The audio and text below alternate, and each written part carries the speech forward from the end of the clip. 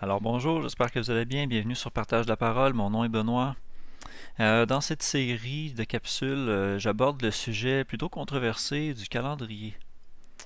Dès lors que quelqu'un, croyant, un disciple en Christ, se rend compte que le sabbat est toujours d'actualité, que les fêtes sont toujours importantes d'un sens prophétique, mais aussi d'un sens de le vivre spirituellement et des leçons spirituelles qu'il porte, que les nouvelles lunes, ils sont liés d'une certaine manière aussi. Euh, Nécessairement, chaque personne se pose une question. Comment les trouver ces jours saints-là? Comment savoir le sabbat, c'est quel jour?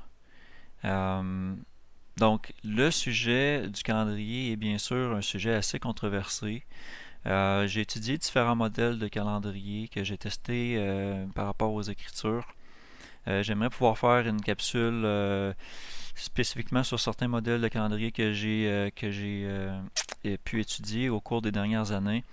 Mais un modèle en particulier que nous suivons, que j'aimerais vous partager, que ça fait déjà plusieurs années que je suis. Dans les débuts, c'est toujours très difficile parce qu'on a été élevé avec le calendrier grégorien, le calendrier qu'on connaît, le calendrier civil. Euh, Beaucoup de gens, quand ils se rendent compte que le calendrier grégorien n'est peut-être pas adéquat pour être un calendrier biblique, ils se rabattent sur les calendriers juifs, par exemple. Donc, c'est des aspects qu'on va regarder.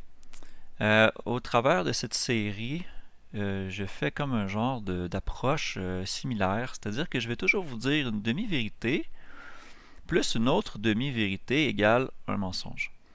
Et des fois, dans ce qu'on considère être la vérité, comme on le voit ici dans l'image, quand on examine attentivement cette vérité-là, on y trouve qu'elle est bâtie de mensonges. Donc, c'est un petit peu l'approche que je vais essayer d'avoir au travers des différentes capsules. Mon but étant toujours de vous partager la vérité que j'ai découverte et que d'autres aussi ont découvert et adopté dans leur vie de croyant. Et puis, j'espère que ces vérités-là vont savoir vous toucher, que ce partage-là va pouvoir vous édifier, vous questionner, euh, provoquer votre zèle pour rechercher la vérité, pour continuer à marcher avec le Seigneur. Donc, on nous exhorte à tester toutes choses dans la Bible. Et les Écritures doivent être notre guide et non les traditions des hommes. Donc, souvent, des choses qu'on prend pour acquis ou qui font partie de traditions ou qu'on dit ah oui, mais ça a toujours été comme ça. Il faut être honnête puis il faut savoir les remettre en question. C'est pas toujours facile parce que ça implique beaucoup une négation de soi-même là-dedans. C'est difficile d'avouer que pendant tout ce temps, on a fait quelque chose qui en fait on avait tort. Ça demande beaucoup d'humilité en face de Dieu de faire ça.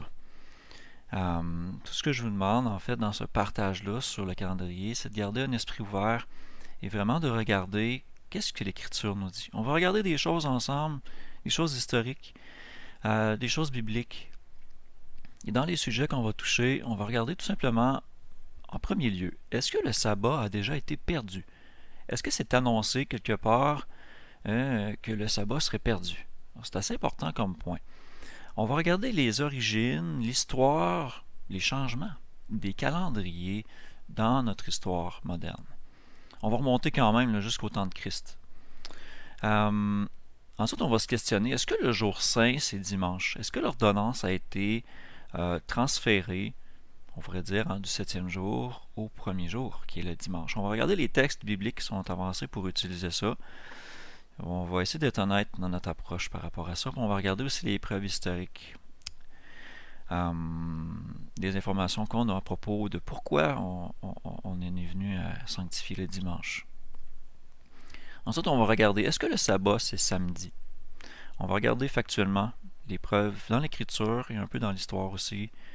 On va regarder ces faits-là. Une fois qu'on va pouvoir regarder ça, on va essayer de comprendre, mais c'est quoi un temps prescrit pour Dieu? Et c'est quand? Comment on fait pour le déterminer? Qu'est-ce que la Bible nous dit, elle? Sans se fier aux traditions, sans se fier à des méthodes déjà établies ou un truc comme ça. Qu'est-ce que l'Écriture en dit? Donc on va regarder ça. On va avoir un regard aussi un peu plus profond sur le cycle de 7 jours. On dit que le sabbat revient continuellement dans un cycle de 7 jours. Donc 1, 2, 3, 4, 5, 6, 7, 1, 2, 3, 4, 5, 6, 7. Et que ce cycle-là est ininterrompu depuis la création du monde. Alors, on va regarder les preuves actuelles de ça, les preuves bibliques, carrément, de ça. On va regarder si ça se tient, si c'est un argument valide ou si c'est simplement une tradition ou une assumption qu'on se fait, puis qu'on se trompe peut-être. On va regarder ça.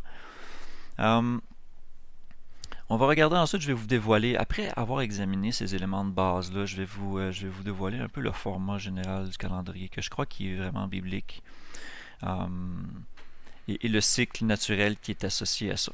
Pardon pour le bruit. Je suis de retour, pardon. On va regarder deux hommes qui dans l'histoire ont changé toute la vision du monde. Deux hommes qui ont été charnières dans cette dissimulation-là de la vérité par rapport au calendrier puis au jour saint, tout ça. Un genre de duo diabolique assez surprenant, assez dérangeant même. La première fois que j'ai vu ça, j'ai vraiment été choqué. Donc c'est quelque chose que j'aimerais vous partager. On va regarder que chaque sabbat dans la Bible tombe sur toujours les mêmes jours.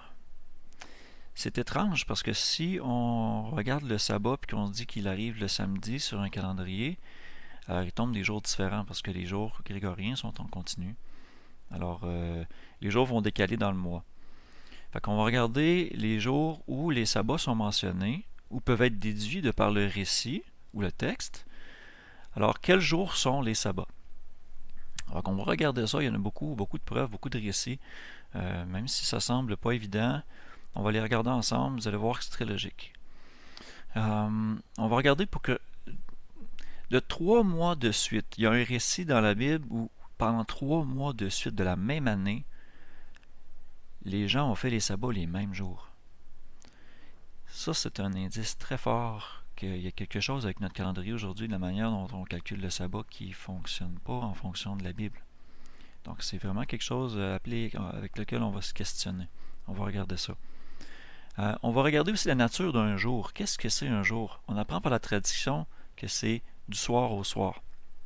On va regarder qu'est-ce que la Bible en dit, puis on va mettre cette théorie-là à l'épreuve par les textes bibliques. J'espère que ça va être très édifiant. Parce qu'on dit souvent, on dit le jour du sabbat. Est-ce qu'un jour c'est 24 heures? Est-ce que ça commence à minuit? Est-ce que ça commence au soir? Le soir c'est quand? Il y a tellement d'éléments comme ça qu'il faut mettre au clair afin de bien définir la nature d'un jour. Fait qu'on va le faire de par les textes bibliques. Ensuite, pour savoir calculer un mois, il faut savoir quel est le compte de départ. Donc, on va regarder aussi les preuves bibliques qui annoncent vraiment comment on commence un mois. Je l'annonce déjà en partant, on commence par la nouvelle lune. Donc, comment déterminer la nouvelle lune dans ce cycle-là? Comment on peut compter après ça le nombre de jours et tout ça? Donc, on va regarder ça. Puis, dans les dernières capsules, on va regarder si c'est vrai qu'on peut trouver une preuve d'un 13e mois dans la Bible. Souvent, l'argument est avancé qu'il n'y a seulement que 12 mois. Alors, est-ce qu'on a une preuve dans la Bible qu'il peut y avoir 13 mois? Donc, on va regarder ça et j'aimerais regarder dans les dernières capsules, en lien avec le calendrier, comment déterminer le début de l'année. Et puis, le cycle métonique qui est associé à ça, qui est un cycle de 19 ans, avec des années qu'on appelle embolémismiques, donc des années qui sont plus longues, donc de 13 mois et d'autres de 12 mois. Mais je veux y aller vraiment par étapes. Je veux vraiment qu'on puisse regarder les choses une étape à la fois pour bien comprendre qu'est-ce qui s'est passé, qu'on se pose les bonnes questions, puis qu'on trouve les réponses dans l'écriture, dans notre histoire, dans des faits, dans des encyclopédies, par différents liens que je vais vous partager. Vous savez, vous connaissez mes outils. Si vous n'êtes pas nouveau dans la diffusion de mes capsules de partage, vous savez comment je travaille. Donc, je voulais faire ces petites capsules-là de présentation sur cette liste du calendrier. Donc, sans plus tarder, on va commencer. Je vous remercie de votre attention. On se revoit bientôt. Au revoir.